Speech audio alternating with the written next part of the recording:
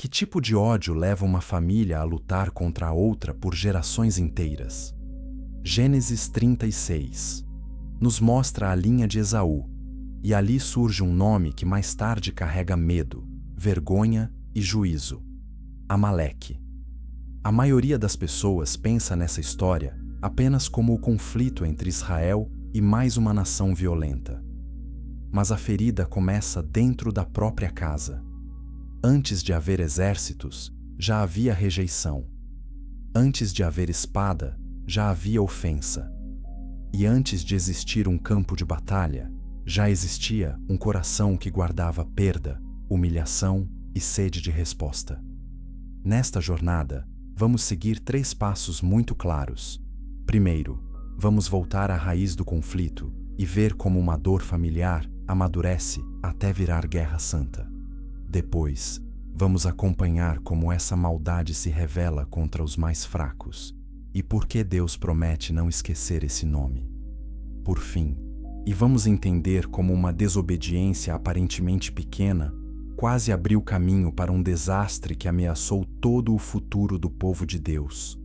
E quando entendermos essa primeira camada, a verdadeira história começa. A Escritura revela que Amaleque não surge do nada. Seu nome aparece dentro da descendência de Esaú, o irmão de Jacó. Isso importa muito. Não estamos falando de 2 povos sem ligação. Estamos falando de parentes distantes, de uma ferida que não morreu com o tempo, de uma rivalidade que recebeu alimento de geração em geração. Muitos assumem que o problema está só no passado de Esaú, como se tudo pudesse ser explicado pelo momento em que ele perdeu a bênção. Mas a verdade é mais profunda. O texto bíblico mostra a semente. A tradição judaica amplia o quadro ao falar de Tímina, a ligada à casa de Esaú e vista como alguém marcada por rejeição e humilhação. Mesmo quando os detalhes da tradição são debatidos, a ideia central permanece forte. A dor que não se curva diante de Deus pode virar identidade. Esaú chora pela bênção perdida. Ele lamenta o que Jacó recebeu. Ele carrega o peso de ter trocado o que era santo por fome de um instante. Depois, quando percebe o que perdeu, deseja matar o próprio irmão. Gênesis 27 deixa isso claro. O que começa como inveja vira desejo de morte. O que nasce como frustração vira plano. O que poderia ter sido confessado diante de Deus é guardado no peito como direito ferido. E aqui, a narrativa entra em terreno perigoso, porque um coração que transforma sua dor em tribunal logo passa a enxergar o outro como culpado eterno. Há gente que vive assim até hoje. Não busca cura, busca herança para a própria amargura. Amaleque cresce dentro desse clima. Talvez nem todos os amalequitas soubessem cada detalhe da história antiga, mas o espírito do clã já estava formado. Eles são lembrados não por um erro isolado, mas por uma postura repetida. A Bíblia não trata Amaleque como um povo apenas distante. Ela o apresenta como um inimigo persistente, uma força que escolhe o caminho da crueldade e volta a ele sempre que pode. Essa continuidade muda tudo. Deus não responde a um tropeço de um dia. Deus responde a uma maldade mantida, defendida e renovada. Se esta leitura bíblica está abrindo a história de um jeito mais claro para você, inscreva-se no canal e siga até o fim. Porque muita gente conhece o nome Amaleque, mas pouca gente percebe como esse nome se move das tendas da família até os corredores do poder. E é justamente isso que torna essa narrativa tão grave.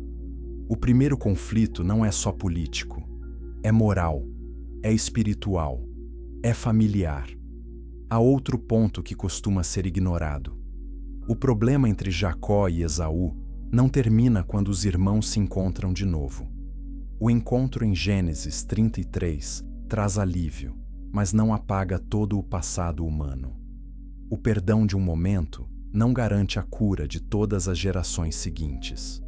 Filhos e netos podem herdar não só terras e nomes, mas também formas de olhar o mundo.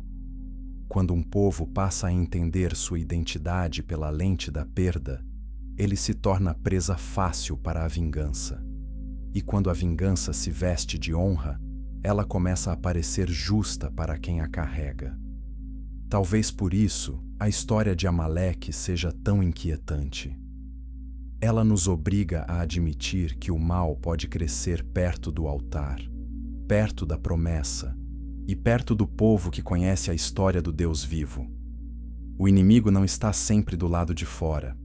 Às vezes, ele nasce da mistura entre ferida sem cura, memória sem rendição e orgulho sem arrependimento. Os estudiosos debatem os detalhes da formação tribal dos Edomitas e dos Amalequitas, mas a linha narrativa é clara. Aqui existe uma hostilidade que se constrói com consciência, com repetição e com escolha. Agora, a pergunta começa a apertar. O que acontece quando um povo assim vê Israel sair do Egito?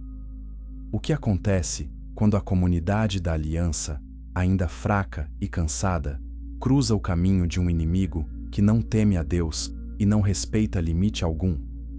O que Amaleque faz em seguida não é só guerra, é exposição do coração. E o que Deus responde não é só defesa, é sentença.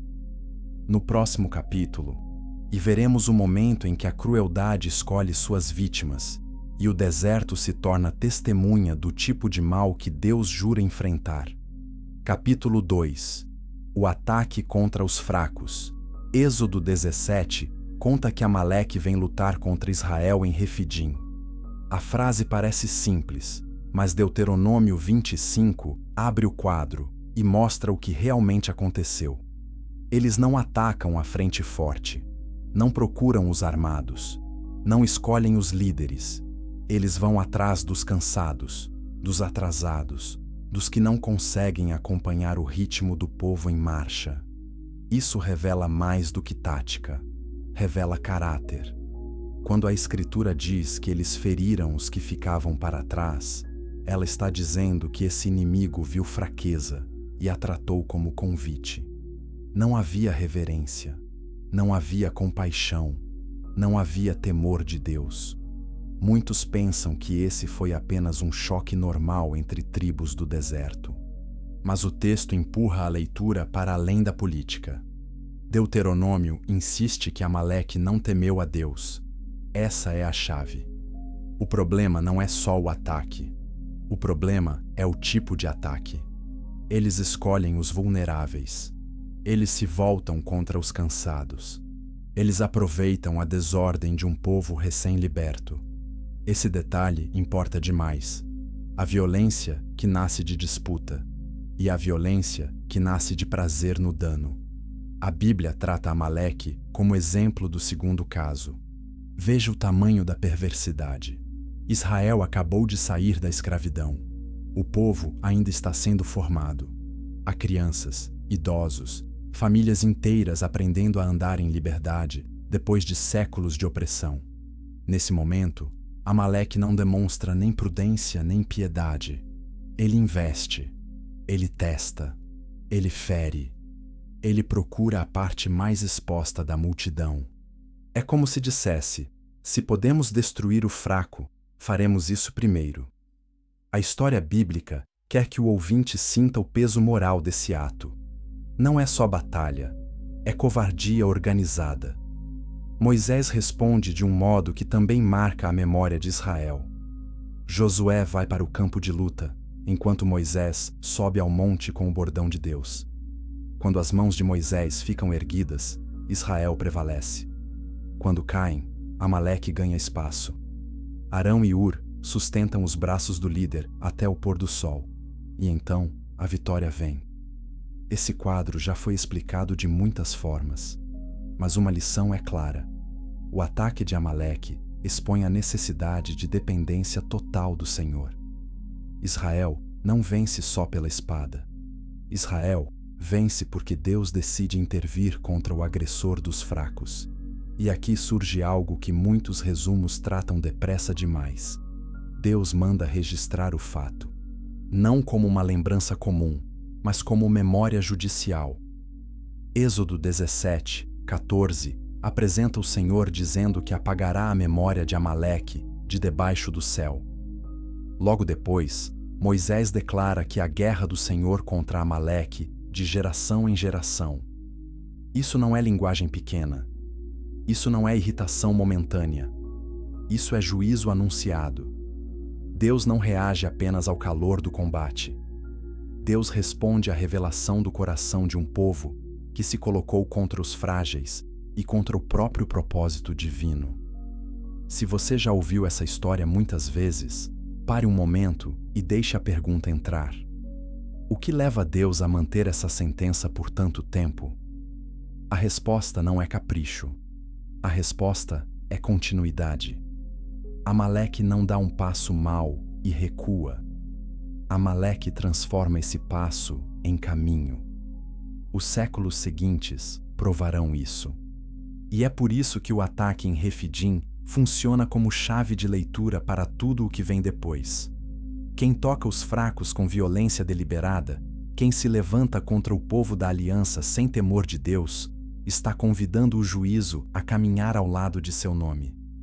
Se esta verdade está mexendo com você, deixe seu like e compartilhe com alguém que ama estudar a Bíblia com profundidade e clareza. Porque o texto não nos deixa esconder o problema atrás de palavras suaves. A crueldade aqui não é acidente, é identidade em ação. Agora pense na força dessa memória em Israel. Crianças crescem ouvindo que havia um inimigo que não respeitava velhos, mães nem cansados. Líderes aprendem que a guerra contra Amaleque não nasceu de ganância territorial, mas de um ataque perverso contra os indefesos. Gerações são ensinadas a lembrar. Isso significa que Amaleque entra na consciência nacional de Israel como mais do que ameaça. Entra como símbolo de maldade impiedosa. E quando um povo é lembrado assim dentro da Escritura, é porque o céu levou seus atos muito a sério. Mas a pergunta fica ainda maior. Se Deus prometeu guerra contra Amaleque de geração em geração, como essa promessa se desenrola na história? Será que Amaleque muda? Será que se arrepende? Será que abandona esse caminho? Ou será que repete a mesma violência até provar que a sentença divina foi justa desde o início? O próximo capítulo vai mostrar que o juramento do Senhor não era exagero, era previsão. O que vem a seguir confirma que o deserto não foi o último crime. Foi apenas o primeiro grande sinal. A capítulo 3. A guerra que Deus não esquece. Quando a Bíblia fala de guerra do Senhor contra Amaleque de geração em geração, ela coloca essa nação numa categoria rara. Há muitos inimigos de Israel na Escritura, mas poucos recebem uma marca tão longa e tão grave. Isso incomoda o leitor moderno, e com razão. Devemos sentir o peso, devemos rejeitar leituras rasas, porém também precisamos deixar a própria narrativa explicar a sentença. Deus não está odiando um povo por existir. Deus está respondendo a uma maldade que insiste em sobreviver, a uma hostilidade que se torna herança moral, a uma violência que retorna sempre que encontra oportunidade. A maioria das pessoas presume que o juízo divino aparece sem contexto, como se o texto simplesmente dissesse destrua, sem explicar por quê. Mas o contexto está todo espalhado pela história. Primeiro, há o ataque aos fracos. Depois, há a repetição nos dias dos juízes. Mais tarde, vem o confronto nos dias de Saul. Depois, aparecem ataques nos dias de Davi. E muito tempo depois, a sombra da linhagem ressurge no Império Persa com Amã, o Agagita. O ponto é claro. A Escritura mostra uma corrente. Não é um caso isolado, é um padrão. Scholars debate how much of the later identity of Amalek is ethnic and how much is symbolic in the biblical memory, but the narrative function remains steady. Vou dizer isso de forma simples. talvez nem todo nome ligado a Amaleque carregasse a mesma intensidade histórica em cada época. Mas a Bíblia usa Amaleque como um retrato vivo de oposição cruel, persistente e sem temor. Isso nos ajuda a entender que a sentença divina não pode ser lida como explosão cega. Ela se encaixa numa história longa de resistência ao bem, desprezo pelos fracos e ataque ao povo que carrega a promessa. Há outro detalhe importante. Deus poderia ter apagado Amaleque de uma vez no deserto, mas não faz isso. Em vez disso, deixa a história andar. Isso não suaviza o juízo, isso o torna ainda mais sério, porque cada geração de Amaleque recebe, por assim dizer, oportunidade de provar o contrário. E o que acontece? A hostilidade volta, o saque volta, a opressão volta, a sede de destruir volta. Isso transforma a história num tribunal aberto ao longo dos séculos. E em cada nova sessão, Amaleque apresenta de novo as mesmas evidências contra si. Muita gente se assusta com a ideia de Deus mandar lembrar um inimigo para apagá-lo depois. Mas repare como a memória funciona aqui. Israel deve lembrar não para cultivar vingança privada, e sim para reconhecer a santidade moral do mundo de Deus. Há males que não podem ser tratados como pequenos. Há crueldades que não merecem nossa desculpa rápida. Há ataques que revelam tanto desprezo pelo bem que ignorá-los seria cooperar com eles. A memória, nesse caso, serve para proteger o povo da ilusão de que toda violência é igual. Não é. Se esta explicação está ajudando você a enxergar a justiça bíblica com mais seriedade, inscreva-se e comente sua leitura abaixo. Muitos fogem desses textos difíceis, mas justamente nesses textos, a Escritura nos força a pensar com mais profundidade e reverência. Outro ponto essencial é que a guerra do Senhor contra Amaleque expõe um princípio mais amplo. Deus se coloca contra poderes que atacam o fraco e depois chamam isso de força. Esse padrão atravessa a Bíblia inteira. O Senhor ouve o clamor do oprimido. O Senhor derruba o arrogante. O Senhor visita a maldade que se orgulha de si mesma. Amaleque encarna tudo isso em forma tribal, histórica e espiritual. Por isso, essa narrativa nunca é só sobre um povo antigo. Ela é também sobre o tipo de mal que despreza a misericórdia e ri da vulnerabilidade. Agora vem um detalhe que muitas vezes passa despercebido. Quando Deus declara guerra contra Amaleque, Ele também está ensinando Israel sobre sua própria tentação futura. O povo que foi ferido pelos cruéis pode um dia se tornar cruel.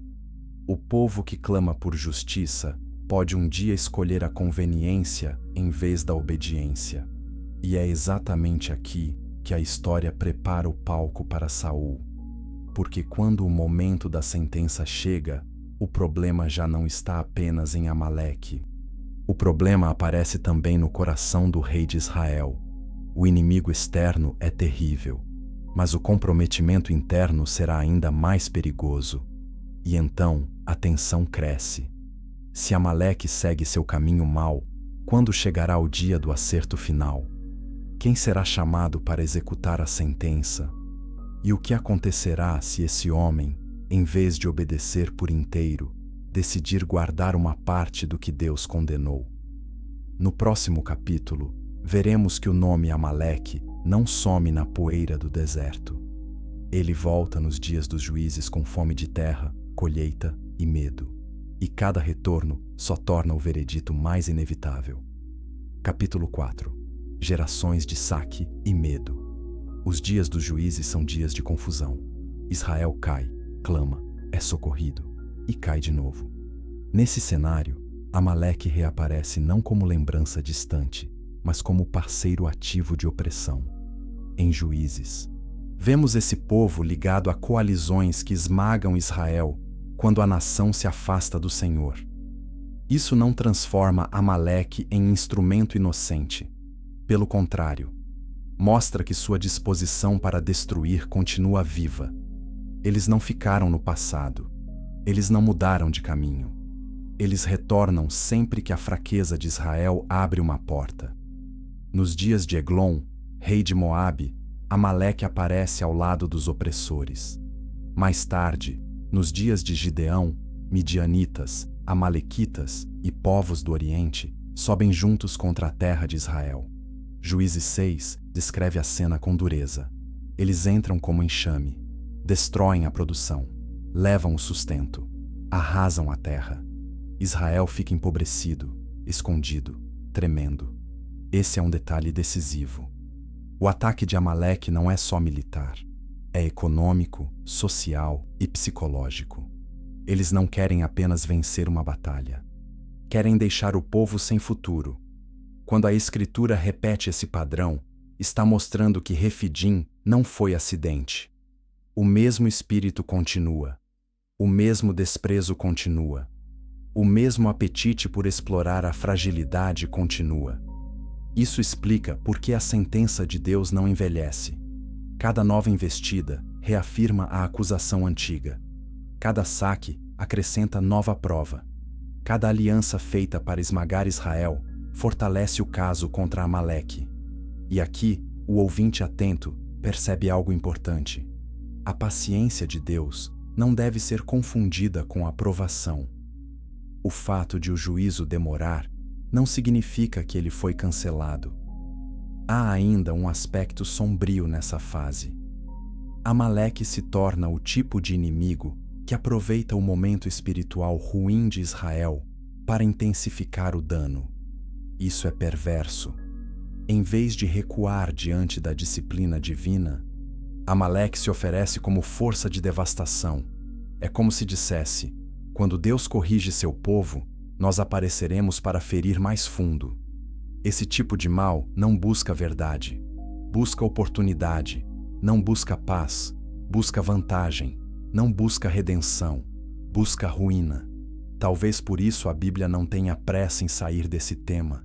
Ela quer que entendamos que certos juízos não nascem de um ato duro de Deus, mas de uma longa exposição do mal humano.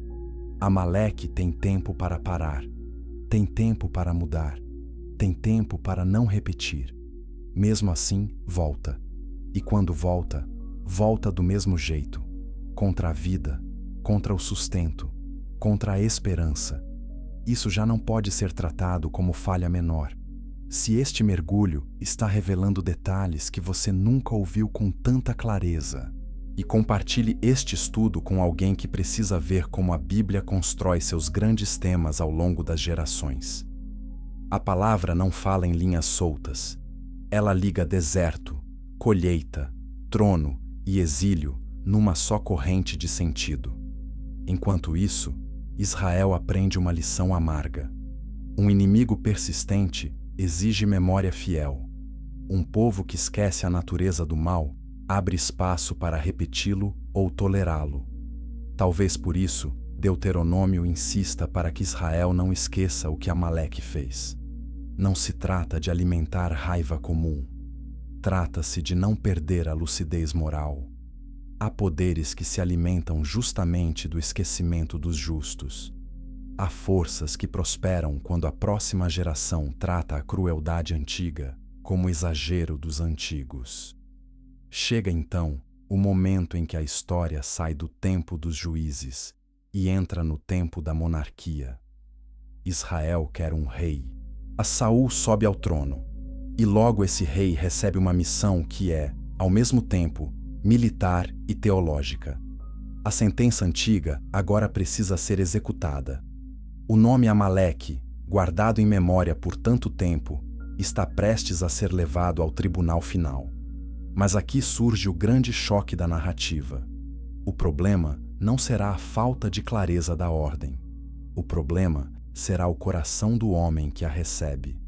No próximo capítulo, veremos a hora em que Deus fala com absoluta precisão, e a obediência de Saul será medida sem névoa, sem desculpa e sem saída fácil. Capítulo 5. A ordem total dada a Saul. Primeira. Samuel 15 é um dos capítulos mais severos do Antigo Testamento. Samuel vem a Saul com uma palavra clara do Senhor. Ele lembra o que Amaleque fez a Israel no caminho, quando o povo saía do Egito. Depois, transmite a ordem: vá, une e ataque Amaleque e destrua totalmente tudo o que tem. Não poupe. A dureza do texto precisa ser sentida. Não devemos fingir que é simples, mas também não devemos arrancar essa ordem de sua história. Ela vem depois de séculos de crueldade persistente. Vem depois de Refidim. Vem depois dos juízes. Vem depois da confirmação contínua de que Amaleque escolheu o mesmo caminho repetidas vezes. Muitos assumem que Saul enfrenta uma ordem confusa. Não enfrenta. O texto elimina a confusão. A sentença é total porque o caso foi total.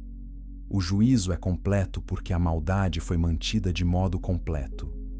Saul não recebe uma missão para improvisar. Ele não é chamado para negociar. Ele não foi posto como filósofo do trono, mas como rei sob a palavra de Deus. Esse é o centro do capítulo. O rei de Israel não decide o quanto obedecer. O rei mostra se reconhece que Deus é rei acima dele. Há um detalhe que torna tudo ainda mais sério. Samuel diz: agora, pois, ouve a voz das palavras do Senhor. Ou seja, o teste não é só contra Amaleque. O teste é sobre escuta. Saul já vinha mostrando rachaduras. Ele parecia grande aos olhos do povo, mas era instável diante da pressão. Às vezes agia com medo da opinião pública. Às vezes tentava proteger sua imagem. Agora, porém, não há espaço para ambiguidade. O mandamento é nítido. E quando o mandamento é nítido, a resposta do coração aparece sem máscara. Saul reúne o povo. Vai à batalha. Consegue vitória militar. Até aqui, tudo parece certo. É o tipo de momento em que muitos líderes se sentem autorizados a relaxar. Ganharam o combate. Produziram resultado visível. Podem mostrar números, troféus e poeira levantada pelo exército. Mas a Bíblia não mede fidelidade só pelo resultado bruto. A Bíblia mede fidelidade pela correspondência entre ordem e ação. E é justamente aqui que a história quebra. Porque o homem pode vencer externamente e falhar no ponto mais importante. Antes de chegar à falha de Saul, precisamos encarar uma pergunta que o capítulo levanta. Por que Deus insistiria tanto na totalidade? Porque Amaleque representa um mal que não pode ser guardado para uso futuro. Não pode ser poupado em nome de utilidade. Não pode ser domesticado. Não pode ser aproveitado. O juízo ensina que aquilo que Deus condena não deve ser mantido como reserva estratégica.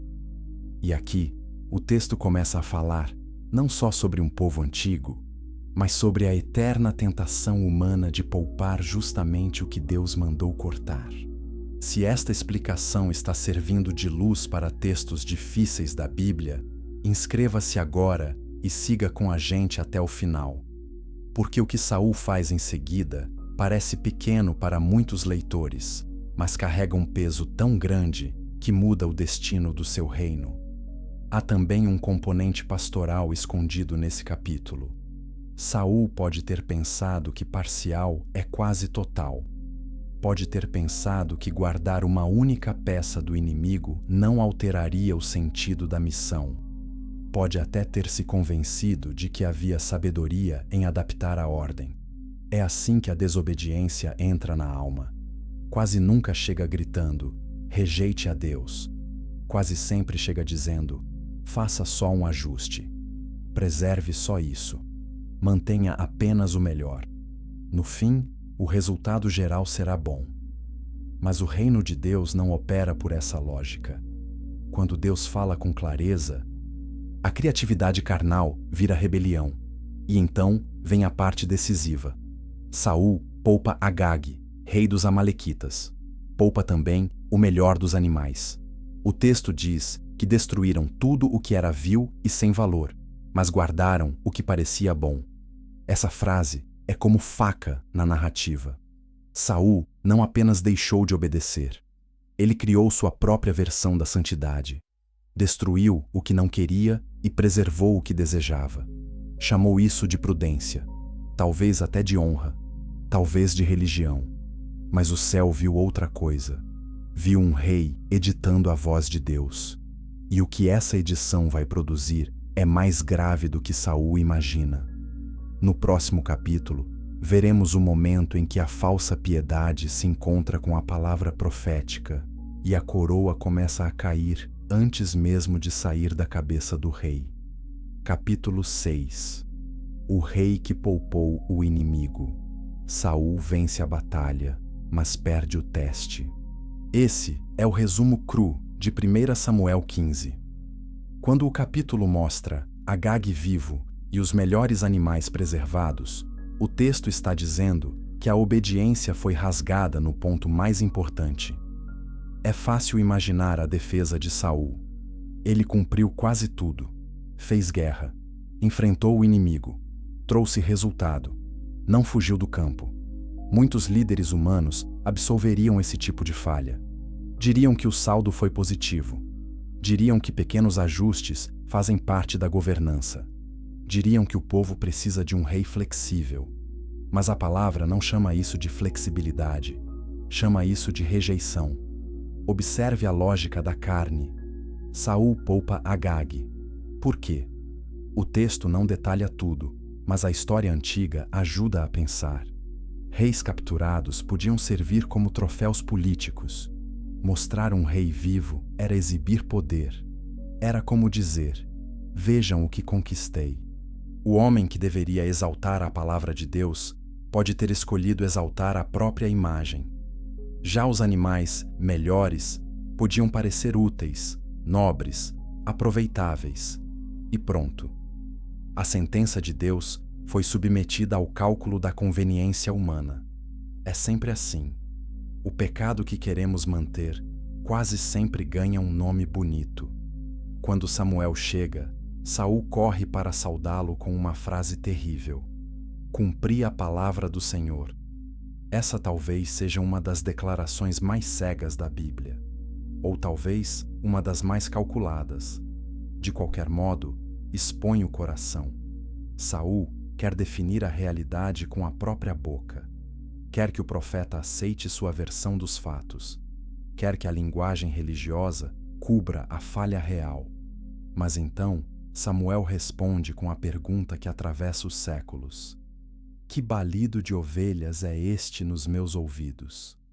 Em outras palavras, e se você obedeceu, por que a desobediência faz tanto barulho? Essa cena é poderosa porque revela um princípio eterno. A desobediência racionalizada sempre deixa som, sempre produz prova, sempre vaza. O homem pode construir discurso, mas a realidade fala. E quando Samuel confronta Saul, o rei tenta deslocar a culpa. Diz que o povo poupou os animais para sacrificar ao Senhor. Repare na astúcia. Não é mera ganância, segundo ele. É religião. Não é rebeldia, segundo ele. É culto. Saul tenta revestir seu erro com linguagem santa. E aqui, a Bíblia toca um nervo profundo da alma humana. Nada é mais perigoso do que usar o nome de Deus para defender o que Deus não mandou.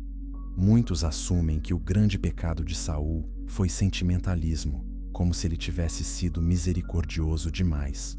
Mas o texto vai noutra direção. Isso não é misericórdia bíblica. É soberba prática. Saul decide que sua avaliação vale mais que a ordem recebida. Ele não está sendo gentil.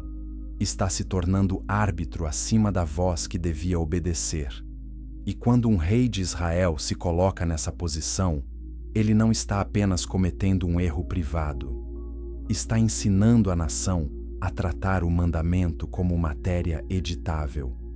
Se esta parte do estudo está falando forte ao seu coração, comente abaixo qual frase mais confronta você até aqui. E compartilhe este vídeo com alguém que precisa ouvir que obediência parcial não é maturidade espiritual. Às vezes, é só rebeldia bem vestida. Há também algo muito simbólico em Agag vivo. O rei inimigo não é só um homem poupado. Ele se torna o sinal visível de que Saul guardou aquilo que Deus mandou remover. Agag encarna a reserva secreta do coração. Aquilo que mantemos porque ainda nos parece útil, bonito ou politicamente sábio. Talvez por isso essa história continue tão viva. Porque o nome Agag se tornou mais do que um rei antigo. Tornou-se o retrato daquilo que nos recusamos a entregar por inteiro. E então, o momento se aproxima. Samuel não vai discutir em círculos. Samuel não será seduzido pelo discurso religioso de Saul. O profeta trará uma palavra que corta a ilusão e expõe o preço do quase. E o mais assustador é isto. Saul ainda pensa que sua reputação pode ser salva, mas o céu já emitiu outro veredito. No próximo capítulo, ouviremos uma das frases mais duras da Escritura. Obedecer é melhor do que sacrificar. E quando essa frase cair sobre o rei, não haverá trono, desculpa nem cerimônia que consiga protegê-lo. Capítulo 7. Melhor é obedecer. Samuel manda Saul parar de falar e ouvir. Isso já diz muito. Há momentos em que o pecador quer explicar antes de escutar, quer argumentar antes de tremer, quer organizar a própria defesa antes de deixar a verdade entrar. Samuel, então, lembra Saul de algo decisivo. Quando ele era pequeno aos próprios olhos, Deus o levantou para ser rei. Essa lembrança é profunda. O problema de Saul não começou no campo de batalha. Começou quando deixou de se ver como servo sob a palavra e passou a se ver como gestor da palavra. Ele não quis apenas obedecer, quis administrar o mandamento. Então chega a frase central: tem, porventura, o Senhor tanto prazer em holocaustos e sacrifícios, como em que se obedeça à sua palavra? Eis que obedecer é melhor do que sacrificar. 1 Samuel 15, 22 ecoa como um martelo santo. Saul achou que podia compensar desobediência com ritual. Samuel destrói essa lógica. Deus não precisa do nosso teatro religioso. Deus não aceita que o homem retenha o proibido e depois o ofereça em liturgia bonita. Sacrifício sem submissão vira insulto. Adoração sem obediência vira fumaça vazia. Essa palavra não é dura apenas para Saul. É dura para qualquer pessoa que já tentou negociar com Deus. Senhor, eu sei que não obedeci totalmente, mas fiz muita coisa boa. Eu sei que preservei o que o Senhor mandou destruir, mas usei para um fim nobre. Eu sei que não fui inteiro, mas fui útil. O texto responde com clareza. Útil não é o mesmo que fiel. Religioso não é o mesmo que rendido. E quase obedecer ainda é desobedecer. Isso derruba muitas máscaras. Samuel vai além. Ele diz que rebelião é como pecado de feitiçaria. E teimosia é como idolatria. Por quê? Porque no centro da rebelião está o desejo de controlar a realidade à margem de Deus. A feitiçaria busca poder sem submissão. A idolatria fabrica um Deus sob medida. Saul faz algo parecido. Ele quer o resultado da obediência sem o custo da entrega completa. Quer parecer alinhado sem ser governado. Quer o favor divino sem abandonar o direito de ajustar a ordem divina. Isso é grave, muito grave. Quando Samuel declara que Saul rejeitou a palavra do Senhor, e por isso o Senhor o rejeitou como rei, a narrativa entra num ponto sem retorno. A coroa ainda está na cabeça, mas o reino já começou a escapar. Saul confessa de forma parcial. Admite pecado, mas continua preocupado com honra diante do povo. Pede que Samuel o acompanhe para que sua imagem não afunde de vez. Esse detalhe corta fundo. Mesmo exposto, Saul ainda pensa em reputação, ainda mede a crise pela opinião pública. ainda não parece quebrado como deveria. Se esta passagem está mostrando a você a diferença entre arrependimento e gestão de imagem, deixe seu like e continue conosco. Porque a Bíblia não foi escrita para nos dar frases bonitas, mas para desmontar as mentiras que contamos a nós mesmos. Samuel, então, executa o que Saul deixou incompleto. Agag é trazido. Talvez pense que o pior passou. Talvez imagine que a suavidade da guerra já chegou. Mas Samuel o despedaça diante do Senhor em Gilgal. A cena é chocante. E deve ser. O texto quer mostrar que o juízo que o rei poupou ainda precisava acontecer. O profeta faz o que o trono se recusou a fazer. Não porque Samuel seja cruel, mas porque a palavra de Deus não podia ser anulada pela conveniência de Saul. Agora repare no abismo que se abriu. De um lado, o mandamento de Deus. Do outro, a metade guardada por um rei que achou saber melhor. Entre os dois, a perda do reino. O que começou como ajuste pragmático termina como rejeição oficial. E a pergunta começa a nos seguir em silêncio. O que teria acontecido se Saul tivesse obedecido por inteiro? O próximo capítulo vai mostrar que a falha de Saul não morre naquele dia. Ela lança sombra sobre sua casa, sobre sua mente e sobre o futuro do povo.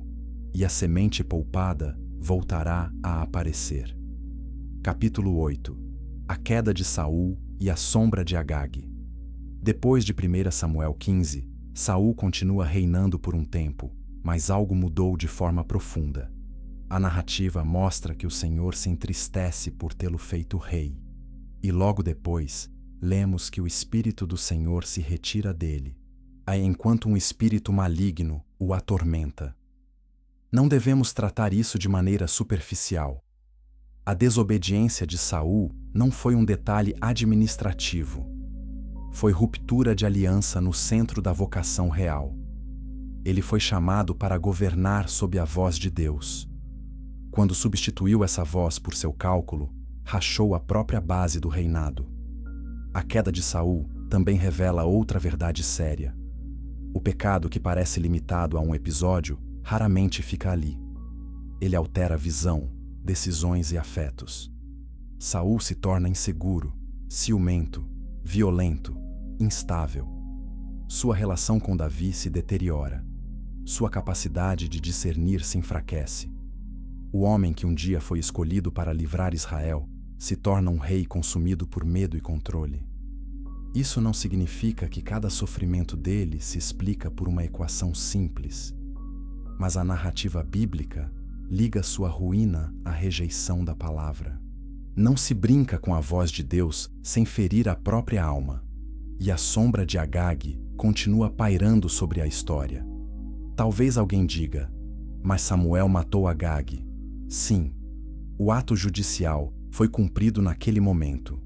Porém, o texto bíblico e sua memória posterior sugerem que a falha de Saul teve efeitos que não podem ser ignorados. A menção posterior a Ramã, o Agagita, em Ester, faz o leitor lembrar que o espírito dessa oposição antiga não desapareceu do mapa da história. A Escritura usa essa ligação para mostrar que aquilo que foi tratado de forma incompleta por um líder pode ressurgir em outra geração com força ainda mais assustadora. Esse é um dos temas mais fortes de toda a narrativa. Pecados não mortificados voltam com outra roupa. Compromissos não rompidos voltam em outra fase da vida. Inimigos poupados em nome da conveniência reaparecem quando menos se espera. A Bíblia não diz isso para nos lançar em medo vazio, mas para nos ensinar seriedade. A decisão de hoje pode atravessar décadas. O quase de hoje pode se tornar a crise de amanhã. O que achamos pequeno pode crescer dentro das brechas que deixamos abertas. Muitos pensam que a tragédia de Saul é apenas pessoal. Não é. É pública, é histórica, é pedagógica. Israel aprende, por meio da queda do primeiro rei, que liderança sem submissão se torna ameaça. O trono não santifica o homem. O sucesso não compensa a rebelião. A imagem pública não cura a falha interna. E Deus não chama líderes para melhorarem seu plano, mas para executarem sua palavra com temor. Se este estudo está ajudando você a ler a Bíblia como uma só grande história de fidelidade e infidelidade, inscreva-se e permaneça conosco. Ainda vamos ver como a chama de Amaleque alcança Davi e muito depois chega ao coração do Império Persa. Há também algo mais íntimo aqui. Saul nos obriga a perguntar: o que estamos poupando porque nos parece útil, belo ou controlável? Talvez um hábito, talvez um orgulho, talvez uma mentira que ainda traz vantagem, talvez um ressentimento antigo que já virou parte da identidade. O perigo não está apenas no ato, está na ilusão de que podemos mantê-lo sem consequências. Saul pensou assim. Seu reino pagou o preço. E então a história avança. Davi surge. Saul enfraquece. Mas Amaleque ainda não acabou. O inimigo antigo aparece outra vez, agora num momento de dor aguda, quando uma cidade é queimada e famílias inteiras são levadas. O nome mudou de cenário, mas o padrão é o mesmo. Violência rápida, ataque cruel, área e ferida aberta. No próximo capítulo, veremos Ziklag em chamas e descobriremos que a memória de Amaleque ainda está muito viva no tempo em que Davi se aproxima do trono. Capítulo 9. Ziklag em chamas. 1 Samuel 30 nos leva a uma cena devastadora. Davi e seus homens voltam a Ziklag e encontram a cidade queimada. As mulheres foram levadas. Os filhos foram levados. Tudo parece perdido. E quem fez isso? Os amalequitas. Mais uma vez, a narrativa confirma o padrão. Eles não desaparecem da história. Eles continuam surgindo onde a vulnerabilidade se abre. Continuam deixando rastro de fogo, roubo e dor. O nome Amaleque ainda significa invasão daquilo que está exposto. O texto é forte porque nos mostra homens de guerra quebrados em lágrimas. Davi e seus companheiros choram até não terem mais forças. Isso importa. A Bíblia não tem medo de mostrar dor masculina, dor familiar, dor coletiva. A violência de Amaleque não é abstrata, não é geopolítica distante. Ela entra em casas, esvazia ruas, leva crianças, arranca o chão. E mais uma vez, a narrativa quer que vejamos a natureza desse inimigo. Não é só rival, é predador. Nesse momento, Davi faz o que Saul tantas vezes deixou de fazer. Ele se fortalece no Senhor, busca direção, pergunta se deve perseguir, recebe resposta clara: persegue, porque de tudo libertarás. Esse contraste é poderoso. Saul ouviu uma palavra clara e a editou. Davi busca uma palavra clara e a segue. Não estamos dizendo que Davi seja homem sem falhas. A Bíblia jamais o pinta assim. Mas neste episódio, a diferença é gritante. Um rei recusou obedecer totalmente. O outro, ainda sem coroa firmada, aprende a depender da voz de Deus na hora da perda. Quando Davi alcança os amalequitas, o texto registra a derrota deles e a recuperação dos cativos. Nada faltou. Essa linha traz alívio, mas também funciona como lembrete. O mal de Amaleque continua produzindo choro até que seja enfrentado sob a direção divina. E há um detalhe interessante. Um jovem egípcio, abandonado pelos amalequitas, ajuda Davi a encontrá-los. Até nisso, a narrativa revela o caráter desse povo. Usam pessoas e depois descartam. O coração cruel aparece até na forma como tratam o servo doente. Muitos passam por esse capítulo pensando apenas no heroísmo de Davi. Mas o capítulo também serve como testemunho contra Amaleque. Veja a repetição dos traços: saque, captura, abandono, fogo, indiferença. A acusação antiga segue se confirmando. Refidim não foi exceção. Juízes não foi exagero. Saul não foi capricho. A Escritura está construindo uma linha única, e quanto mais ela avança, mais claro fica que o juízo divino foi pronunciado contra um mal real e persistente. Se esta conexão entre Saul, Davi e Amaleque está ampliando sua leitura da Bíblia, compartilhe este vídeo com outros estudantes da palavra. Muita gente lê cada episódio separado e perde a força da grande narrativa. Mas quando unimos os fios, a mensagem ganha peso. Há ainda uma lição preciosa em Ziklag. O povo de Deus pode sofrer ataques graves e ainda assim encontrar restauração sob a direção do Senhor. Isso não minimiza a dor, não apaga as perdas emocionais do processo, mas mostra que a história não pertence ao inimigo. Amaleque pode queimar a cidade, mas não controla o fim da narrativa. Essa verdade prepara o caminho para a história de Esther, porque séculos depois o perigo será muito maior. Já não será uma cidade, será a ameaça de um povo inteiro espalhado por um império. Agora, a pergunta fica tensa outra vez. Como o nome de Agag ressurgirá tanto tempo depois? Como o eco da falha de Saul tocará a era persa?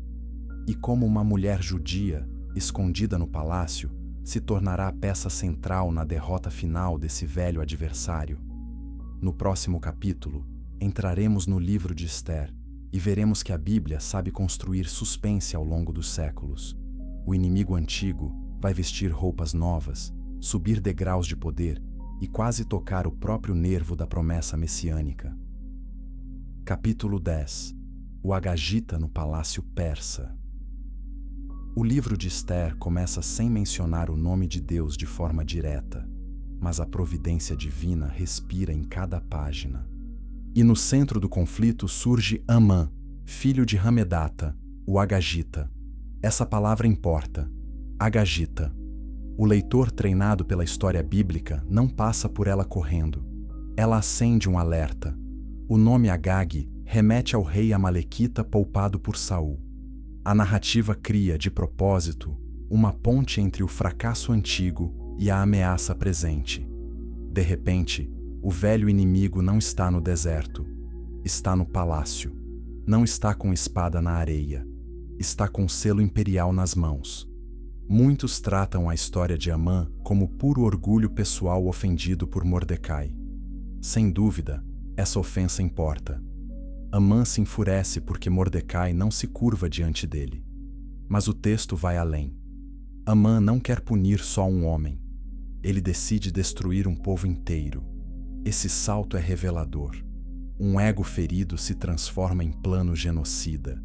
E é aqui que o espírito de Amaleque aparece de novo. O alvo não é apenas o indivíduo que resistiu. O alvo é a comunidade da aliança. O padrão permanece: hostilidade ampliada, crueldade planejada, desejo de apagar Israel. Esther 3 registra a trama. Amã convence o rei com linguagem calculada. Fala de um povo espalhado, diferente, que não guarda as leis do reino. Repare como o ódio sabe vestir-se de argumento público. Ele não se apresenta dizendo, quero exterminar por vingança. Ele se disfarça de defesa da ordem. É assim que muitos males crescem na história. Primeiro fabricam uma justificativa nobre, depois escondem o veneno dentro dela. Amã usa a máquina do império para tentar fazer, em escala total, o que Amaleque sempre desejou: ferir Israel onde mais dói e apagar seu futuro. Agora perceba o alcance disso. Se os judeus espalhados pelo império fossem destruídos, as consequências iriam muito além daquela geração. O retorno, a reconstrução, a preservação da linhagem messiânica, tudo seria ameaçado. A história da redenção entra em zona de risco. E aqui, a narrativa ganha força monumental. A falha de Saul, em 1 Samuel 15, não é apenas memória triste. Ela ressoa como advertência terrível. O inimigo poupado num tempo pode se tornar terror nacional em outro. Muitos presumem que Deus esqueceu sua guerra contra Amaleque porque os séculos passaram. Ester prova o contrário. O relógio divino não falhou. A providência não dormiu. O conflito apenas mudou de cenário. Isso também ensina algo sobre o modo como Deus governa a história. Nem todo acerto acontece rápido. Nem toda sentença se cumpre no ritmo da nossa ansiedade. Mas o Senhor não perde o fio. O que ele prometeu no deserto pode encontrar seu desfecho num palácio estrangeiro. Se esta ligação entre Saul e Ester está surpreendendo você, comente abaixo porque esse detalhe é um dos mais impressionantes de toda a Bíblia. E se você ama ver a escritura costurada de Gênesis a Ester, inscreva-se para não perder os próximos estudos. Também vale notar o contraste entre Amã e Mordecai. Um vive de exaltação própria. O outro permanece firme sem vender a consciência. Um manipula o poder para destruir. O outro suporta risco sem se curvar ao mal. E no meio dos dois está Ester, chamada a agir num momento em que o silêncio já não é neutro. A tensão é total. Se ela ficar quieta, o decreto avançará. Se ela falar, pode morrer. É nesse ponto que a narrativa bíblica transforma o medo em palco da providência. Mas será que Ester terá coragem? Será que o decreto de morte pode ser revertido? Será que o Agagita cairá na própria armadilha? E mais do que isso, será que este será o golpe final contra a velha sombra de Amaleque? No próximo capítulo, veremos uma das viradas mais impressionantes da Bíblia. O inimigo que construiu a forca vai descobri-la com o próprio pescoço.